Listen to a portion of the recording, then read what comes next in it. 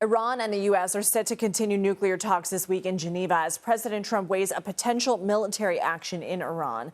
Iran's nuclear program dates back decades to the days when it was a U.S. ally. In the 1960s, the U.S. gave Iran a small research reactor. But after ties were broken following Iran's revolution, its Islamic regime started acquiring nuclear technology in secret, including centrifuges to enrich uranium, according to the International Atomic Energy Agency, or IAEA. In 2002, an anti-regime group alleged that Iran had secretly built a pair of nuclear facilities. While U.S. intelligence assessed that Iran halted efforts to develop nuclear weapons in 2003, Iran later resumed enriching uranium and faced years of sanctions as a result. In 2015, the Obama administration and other global powers struck an agreement with Iran to limit its nuclear program, with IAEA inspectors allowed in to verify its compliance. Known as the Joint Comprehensive Plan of Action, the deal capped its uranium stockpiles for 15 years and enrichment capacity for 10 years in exchange for sanctions relief. The deal had a so-called snapback mechanism, allowing the UN Security Council to reimpose sanctions if Iran violated the deal. After the IAEA certified Iran was complying, the U.S. and European nations unfroze about $100 billion worth of Iranian assets. But in 2018, President Trump withdrew the U.S. from that deal, calling it horrible and one-sided, and imposed new sanctions, dubbing it a maximum pressure campaign, demanding that Iran accept a stricter nuclear deal and end its support for groups like Hezbollah. The Biden administration and European parties tried to revive the deal, but weren't successful. Since then, Iran has stopped abiding by the terms of that agreement, including by enriching uranium to 60% purity for the first time, according to the IAEA, which is a technical step away from weapons-grade level. Last June's airstrikes targeted Iran's Fordo and Natanz enrichment facilities and a research site near the city of Isfahan. It's not clear how much the strikes damaged Iran's nuclear program. Iran downplayed the impact, but has not allowed any independent inspections. It's also not clear how long it would take Iran to build a bomb.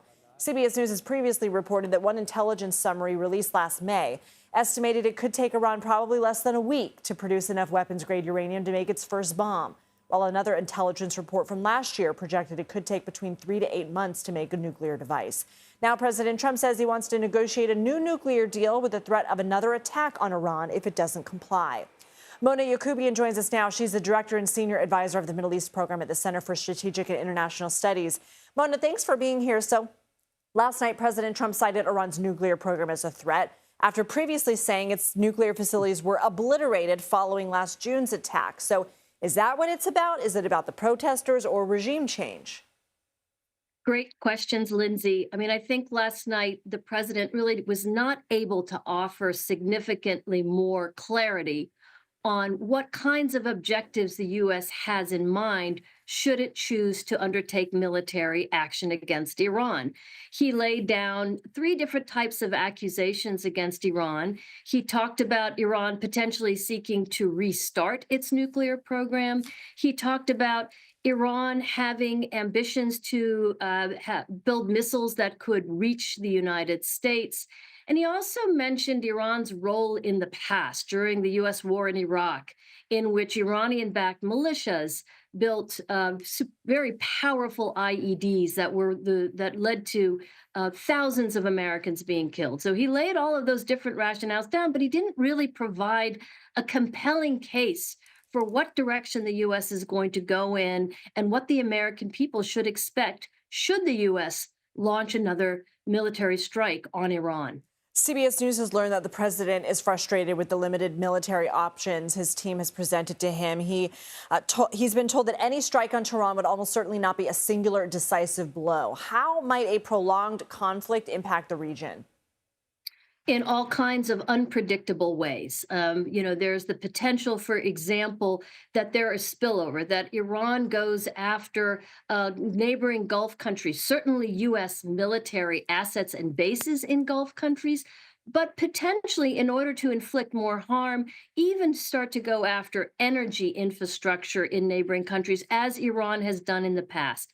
Iran could also, and likely would, attack U.S. forces directly. I think in this case, Iran is signaling that it is not interested in a limited tit for tat with the U.S. If the U.S. chooses to strike Iran, Iran is seeking to impose costs on the United States. And this is the complexity that the president is facing should he decide to move forward.